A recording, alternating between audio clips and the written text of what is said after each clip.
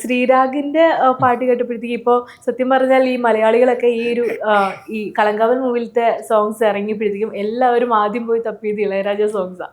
അപ്പോൾ എല്ലാവരും ഇങ്ങനെ അന്വേഷിച്ച് നോക്കി ഇത് പഴയ വല്ല സോങ്സിന്റെ റീമാസ്റ്റർ ചെയ്തതാണോ ഇതൊക്കെ കുറേ ഇങ്ങനെ അന്വേഷണങ്ങൾ ഉണ്ടായിരുന്നു അതിന് പിന്നിൽ. പിന്നെ ഇത് ഒറിജിനൽ പാട്ടാണ്, നമ്മുടെ മുജീബ് മജീദ് ന്റെ ഡയറക്ഷനിൽ വന്ന ഒരു പാട്ടാണെന്ന് പറഞ്ഞപ്പോൾ ശരിക്കും പറഞ്ഞാൽ മലയാളികളെ ഞെട്ടിച്ച് കളഞ്ഞു.